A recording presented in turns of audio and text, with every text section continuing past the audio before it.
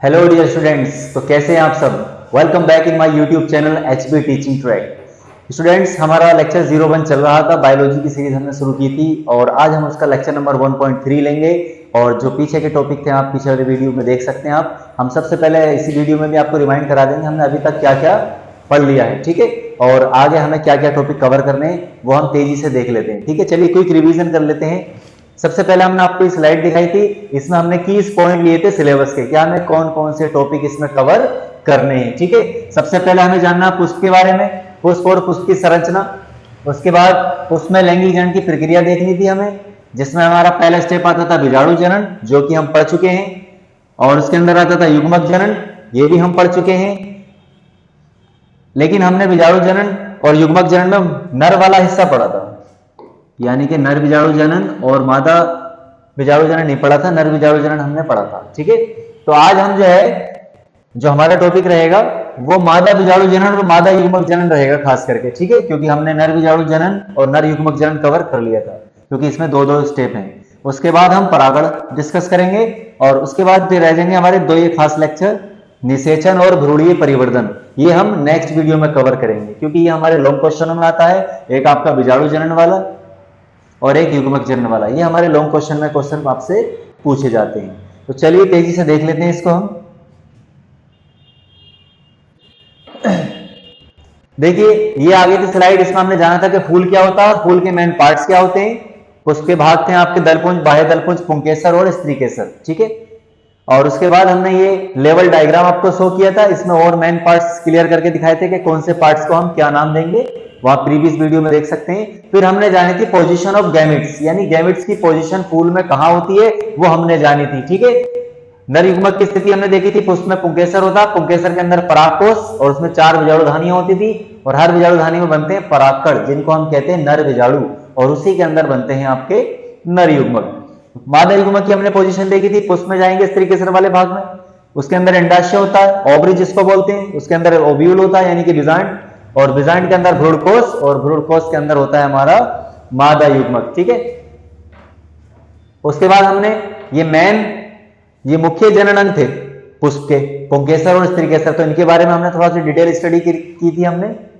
और उसके बाद ये बीजांड आ गया था, क्योंकि ये मादा भाग में आता है आपका। फिर हमने स्टार्ट करी थी पुष्प में लैंगिक जनन की प्रक्रिया, ठीक है। और पुष्प में लैंगिक जनन की प्रक्रिया के ये स्टेप थे, अभी मैंने शुरू में भी माइंड किए थे। बीजाणु जनन हमें पहले पढ़ना है, उसके बाद युग्मक जनन हमें पढ़ना है, ठीक है। तो बीजांड की संरचना ये हमारी हो गई थी। इस स्लाइड आगे कर देता हूं।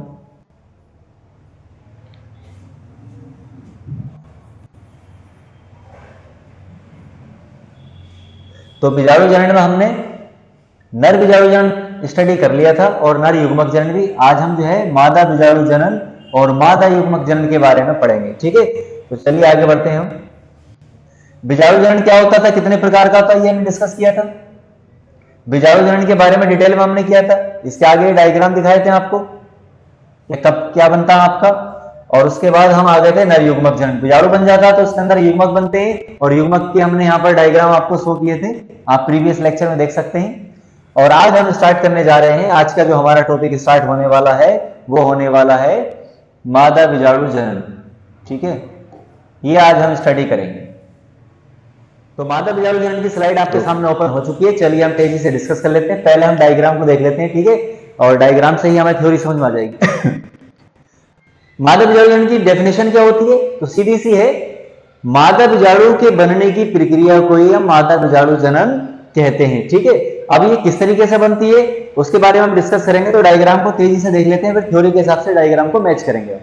पहला डायग्राम आप देख रहे होंगे, इसमें आपको क्या दिखाई दे रहा है, इसमें आपको दिखाई दे रही है एक संरचना, और ये संरचना किसकी है, कहां स्टार्ट होगी, अंडाशय में। जब नर बीजाणु बनता था आपका तो परागकोश में बनता था, यानी बीजाणुधानी में, और जब यहां बनेगा तो ये आपका बनेगा अंडाशय में, यानी कि ओवरी में। तो एक सेल है, ये किससे मिलकर बनी है, ये मेरिस्टेमेटिक सेल से मिलकर बनी है। उसके बाद आप क्या देख रहे हैं, कोई एक सेल स्ट्रक्चर में चेंज हो जाती है, ये प्रोटोप्लाज्म को एब्जॉर्ब करके थोड़ी पावरफुल हो जाती है, संरचना में अलग दिखती है। फिर इसमें एक डिवीजन हो जाता है, तो दो सेल बनती है, एक ऊपर की ओर एक नीचे की ओर। ऊपर वाली में डिवीजन नहीं होता, नीचे वाली में डिवीजन होता है, इसको हम प्राइमरी स्पोरोजिनस सेल बोलते हैं। इसमें डिवीजन आपका हो जाता है और ये 4 सेल बन जाती हैं आपकी। इन चारों में से जो ये ऊपर की तीन है, 1 2 3, ये अपना न्यूट्रिशन जो है सबसे नीचे वाली को जो है प्रोवाइड करा देती हैं, और वो उनका न्यूट्रिशन लेने के बाद जो है एक्टिव हो जाता है और आपका एक एक्टिव मेगास्पोर बनाता है, यानी फंक्शनल मेगास्पोर, एक सक्रिय बीजाणु का निर्माण जो है यहां पर हो जाता है। फिर इससे आपका युग्मक बनेगा। चलिए अब तेजी से देख लेते हैं। अंडाशय में एक द्विगुणित और बड़ी कोशिका निर्मित होती है जिसे हम कहते हैं megaspore mother cell. Mother cell क्यों कह रहे हैं? क्योंकि उसी से बीजाणु बनेगा हमारा। इससे मादा बीजाणु बनने की प्रक्रिया को ही हम क्या कहते हैं? मादा बीजाणु जनन कहते हैं। यानी सीधी सी बात है, मादा बीजाणु बनने की प्रक्रिया को ही मादा बीजाणु जनन, या दूसरा नाम इसका क्या चलता है? दीर्घ बीजाणु जनन। अब दीर्घ बीजाणु जनन क्यों कहते हैं? जैसे उसको हम कहते थे लघु बीजाणु जनन, क्योंकि वो छोटा होता है साइज में। ये मादा वाला जो बीजाणु होता है थोड़ा साइज में बड़ा होता है। हाँ, फूल पे भी देखेंगे तो जो बीजाणु होंगे वो थोड़े लार्ज साइज में होंगे, मादा वाले, और जो नर वाले हैं वो थोड़े छोटे साइज में होंगे। गुड़हल में देखना ऊपर की साइड में बड़े बड़े पॉइंट होंगे बने हुए, और नीचे छोटे छोटे पॉइंट बने हुए होंगे आपके फिलामेंट में। उसके बाद ये डेफिनेशन हो गई आपकी। इस प्रक्रिया में बीजांड गाय की प्रत्येक कोशिका में से कोई एक कोशिका संरचना में अलग हो जाती है, जिसको हम बोलते हैं आर्किस्पोरियल सेल। तो यहाँ स्टार्टिंग में अगर आप देखें तो यहां पर है आपकी मेरिस्टेमेटिक सेल। कौन सी सेल है? Meristematic cell. और ये है हमारा डायग्राम ए। और आउटर वाली लेयर को हम एपिडर्मिस बोलते थे, जैसा कि पहले नाम आप देख चुके हैं। फिर एक सेल डिफरेंट हो गई, इसको हम बोलते हैं आर्किस्पोरियल सेल। आर्किस्पोरियल सेल, ठीक है। ये हो गया हमारा बी डायग्राम। तो कोई एक सेल संरचना में अलग हो जाती है जिसको आर्किस्पोरियल सेल कहते हैं। इस कोशिका में एक अनुप्रस्थ विभाजन के पश्चात क्या होता है? बाहर की ओर एक प्राइमरी पैराइटल सेल, 2 सेल बन गई आपकी प्राइमरी पैराइटल सेल, और नीचे की ओर बनती है प्राइमरी स्पोरोजिनस सेल, ठीक है। ये हमारा हो गया सी डायग्राम। इसके बाद पीपीसी में डिवीजन नहीं होता है, पीएससी में डिवीजन होता है, यानी प्राइमरी स्पोरोजिनस सेल में डिवीजन होता है, और ये 4 सेल बन जाते हैं, 1 2 3 4। अब इन चारों में से जो नीचे वाली है ये अपने से ऊपर वाली तीनों से जो है न्यूट्रिशन को ले लेती है, ये तीनों सेल्स अपना न्यूट्रिशन इसको प्रोवाइड करा देती हैं, और एक बन जाती है फंक्शनल एमएमसी, ठीक है। तो देखो इस कोशिका में एक अनुप्रस्थ विभाजन होता है, 2 सेल्स बनती है, एक प्राइमरी पैराइटल सेल और एक प्राइमरी स्पोरोजिनस सेल, ठीक है। प्राइमरी पैराइटल सेल में जो है इसके बाद कोई विभाजन नहीं होता, जबकि प्राइमरी स्पोरोजिनस सेल क्या है? एमएमसी की तरह कार्य करती है, ठीक है। एमएमसी मतलब मेगास्पोर मदर सेल, जिससे गुरु बीजाणु का निर्माण हो जाता है, और इसमें एक मियोसिस होता है, यानी अर्धसूत्री विभाजन होता है, और उसके बाद 4 आगुणित कोशिकाओं का निर्माण हो जाता है, ठीक है। इन चारों में से 3 गुरु बीजाणु जो हो जाते हैं वो समाप्त हो जाते हैं, और अपने चौथा वाला जो बीजाणु होता है, मेगास्पोर होता है, उसको अपना न्यूट्रिशन प्रोवाइड करा देते हैं, यानी अपना मटेरियल उसको दे देते हैं, अपनी एनर्जी उसको दे देते हैं। अब 3 की एनर्जी इसको मिल गई तो ये एक बन जाता है एक्टिव एमएमसी, ठीक है। क्या बन जाता है आपका? ये एक्टिव, या हम कह सकते हैं फंक्शनल मेगास्पोर बन गया, फंक्शनल स्पोर बन जाएगा, ठीक है। तो ये आपका स्पोर बन चुका है, और इसी से बनेंगे आपके गैमेट, ठीक है। चलिए डायग्राम थोड़े लार्ज साइज में हम आपको दिखा देते हैं।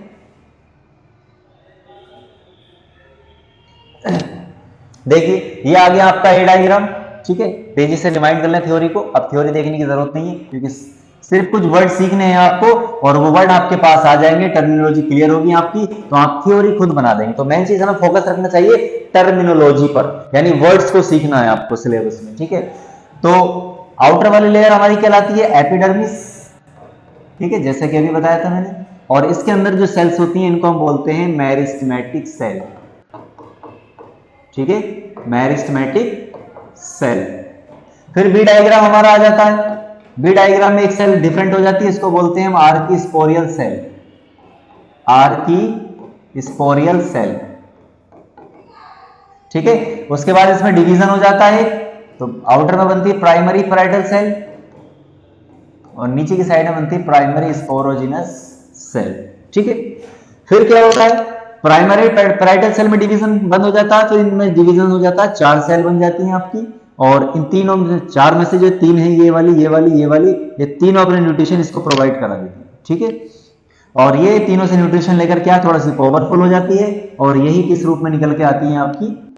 ये हमारा हो जाएगा सी डायग्राम, और ये हमारा हो जाएगा डी डायग्राम, और ये हो जाएगा हमारा ई डायग्राम और ये हो जाएगा हमारा एफ डायग्राम। तो ये बन गया आपका फंक्शनल मेगास्पोर या एक्टिव स्पोर भी बोल सकते हैं इसको। तो हमारा ये स्पोर बन चुका है, इसी से हमारे बनेंगे फीमेल गैमेट्स। ठीक है, तो ये आपका हो गया टॉपिक कंप्लीट। चलिए आगे बढ़ते हैं। अब हम जानेंगे नर युग्मक जनन। ठीक है, तो नेक्स्ट स्लाइड आपकी ओपन हो चुकी है और इसमें हम डिस्कस करेंगे दीर्घ युग्मक जनन। यानी अभी अभी हमने बीजाणु बनाया था, अब बीजाणु के अंदर बनेंगे युग्मक यानी मादा युग्मक, या इसको हम कहेंगे मैक्रो गैमेटोजेनेसिस। मैक्रो का मतलब होता है लार्ज से यानी बड़े से, और माइक्रो का मतलब होता है छोटे से। पीछे हमने माइक्रो गैमेटोजेनेसिस पढ़ा था, यहां हम पढ़ेंगे मैक्रो गैमेटोजेनेसिस। ठीक है, चलिए इसके बारे में हम जान लेते हैं। और थ्योरी हमारी ये ओपन है आपकी।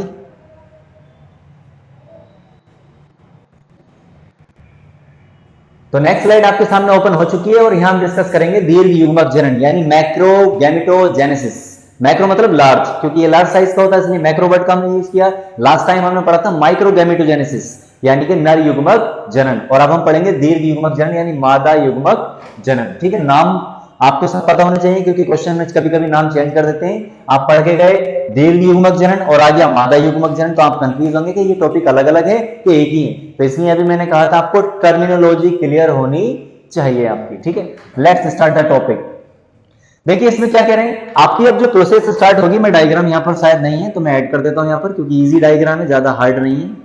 ये अभी अभी आपने बनाया था एमएमसी।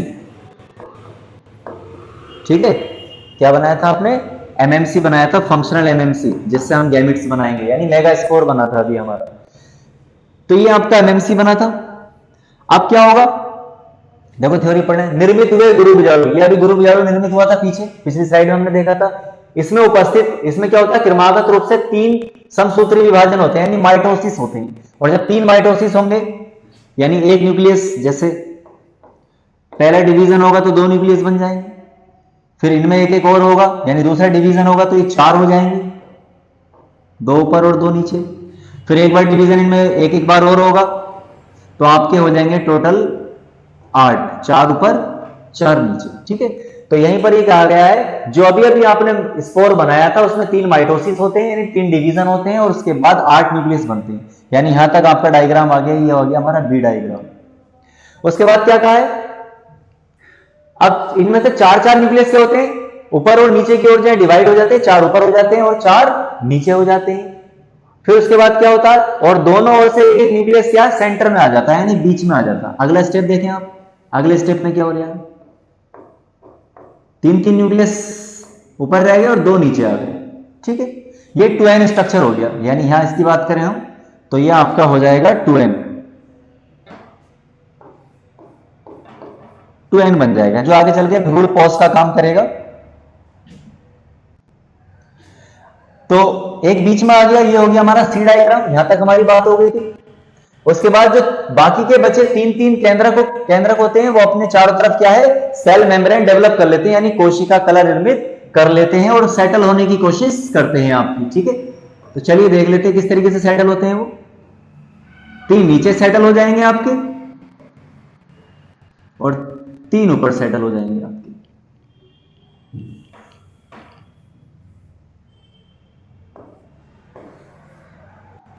ये तो 2n हो गया स्ट्रक्चर और बाकी के 3 जो थे आपके यहां पर सेटल हो जाएंगे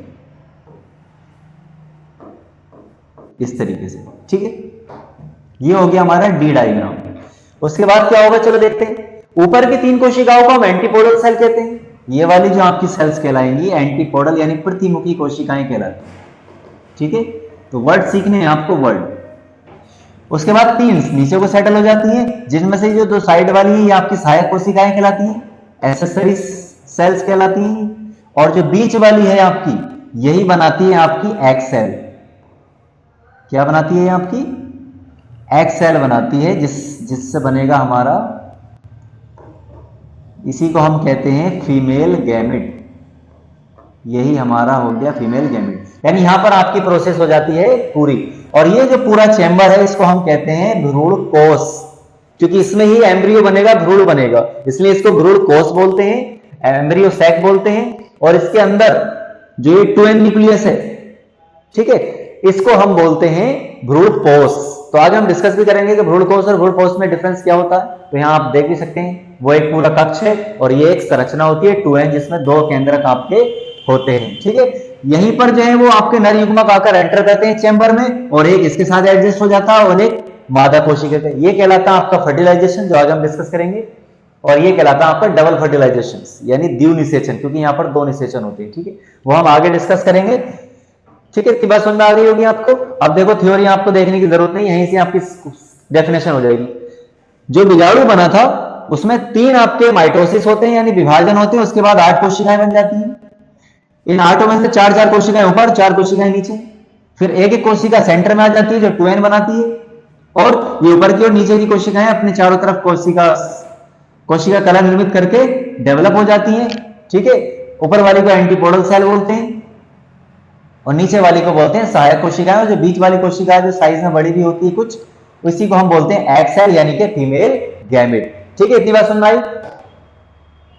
चलिए अब हम आगे डिस्कस करते हैं।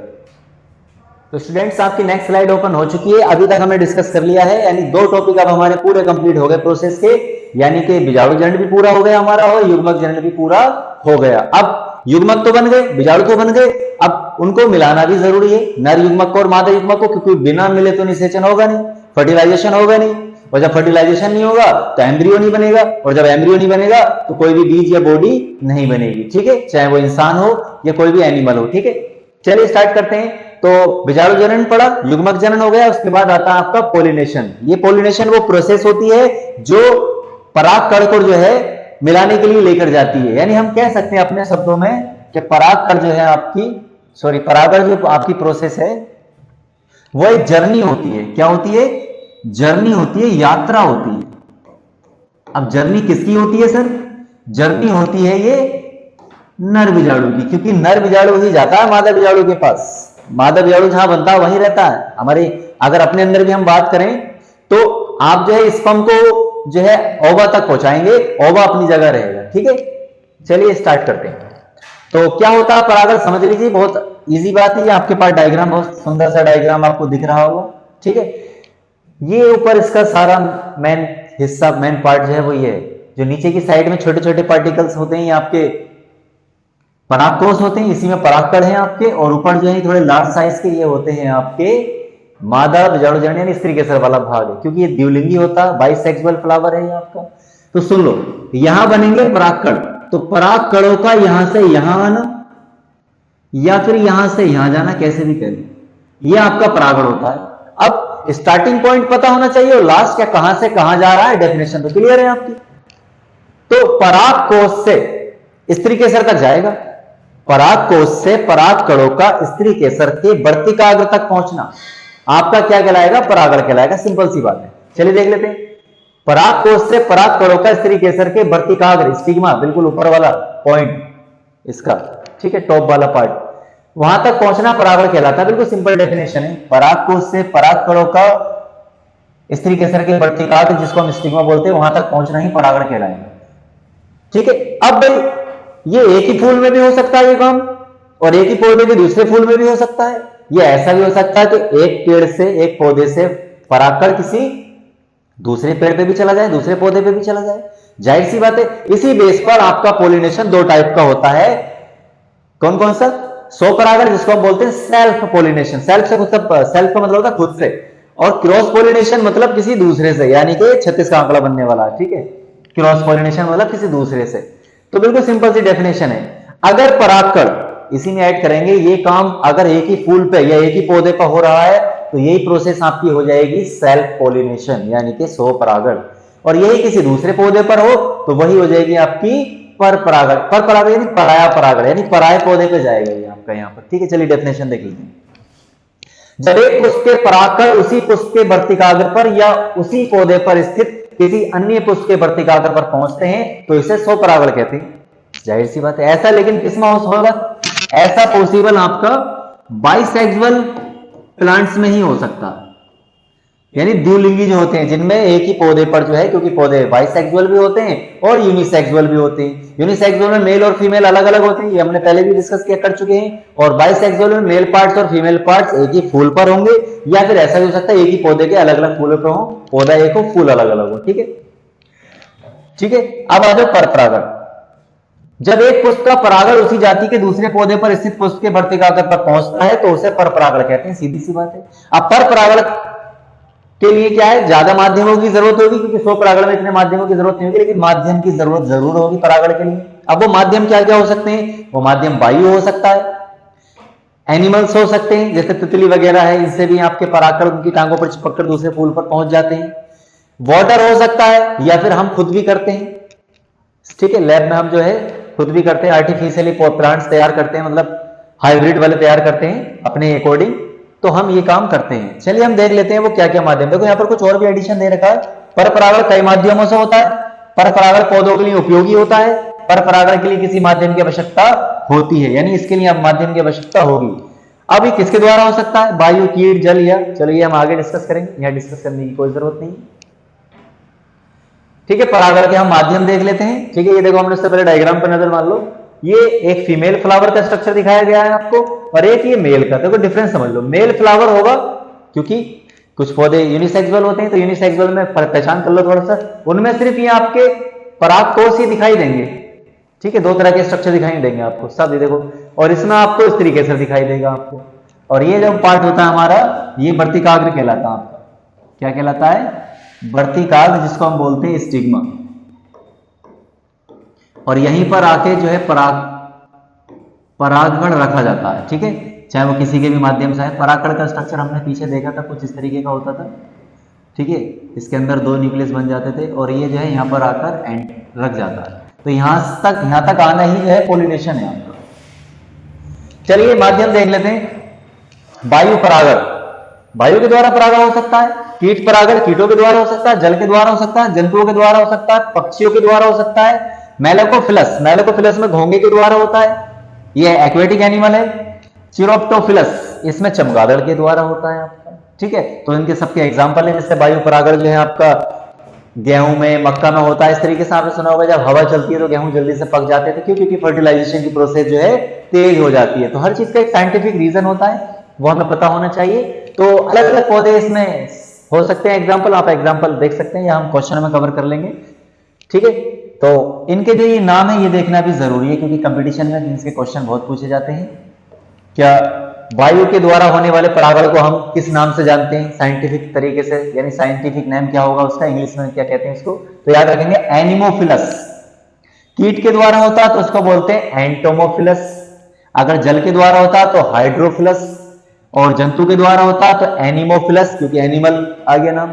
पक्षी परागण ऑर्निथोफिलस, मेलेकोफिलस यानी घोंगे के द्वारा, और चिरप्टोफिलस यानी कि चमगादड़ के द्वारा। ठीक है, तो ये हमारा जो है परागण हो गया। अब इसके बाद का जो स्टेप आपका आने वाला है वो क्या आने वाला है, इसके बाद का जो स्टेप है आपका वो होगा निषेचन।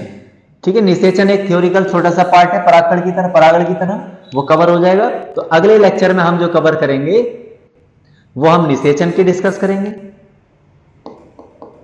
ठीक है, चलिए मैं स्लाइड ही ओपन कर लेता हूं, बैक आ जाता हूं मैं पीछे।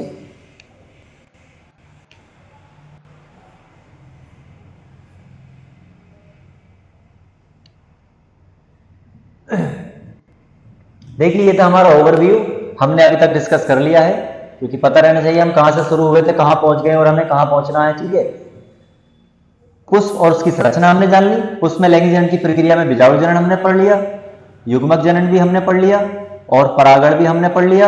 और नेक्स्ट टाइम जो हम डिस्कस करने वाले हैं निषेचन और भ्रूणीय परिवर्धन। ठीक है, बीज और फल का निर्माण सिर्फ एक स्टेटमेंट के तौर पर आएगा आपका, बाकी यहां तक आपका सिलेबस पूरा हो जाएगा। तो इसके बाद एक मेन लेक्चर हमारा और रह जाएगा और ये हमारा चैप्टर पूरा हो जाएगा। ठीक है, तो जुड़े रहिए हमारे साथ, एचबी टीचिंग ट्रैक को सपोर्ट करते रहिए, और इस तरीके की आपको जो है बहुत अच्छी कोशिश रहेगी कि आपको बेहतर से बेहतर क्लासें मिलती रहें। ठीक है, और इसके बाद जो है हम मैथ की सीरीज शुरू करने वाले हैं क्विक रिवीजन की, और वो बहुत ही खास है दोनों तरह के स्टूडेंट्स के लिए, लोअर स्टूडेंट्स के लिए भी और टॉपर स्टूडेंट्स के लिए भी, क्योंकि हम उसमें कवर करने वाले हैं शॉर्ट क्वेश्चन 1 नंबर के और 2 नंबर के, क्योंकि 1 नंबर के आपके एमसीक्यूज आते हैं 20 और 2 नंबर के आपके 6 क्वेश्चन आते हैं आपके, यानी कि 12 नंबर का लगभग हो जाते हैं। 30 से 32 नंबर के आपके शॉर्ट क्वेश्चन होते हैं और वो हम आपको बहुत अच्छे तरीके से पढ़ाने वाले हैं, उनकी प्रैक्टिस करेंगे।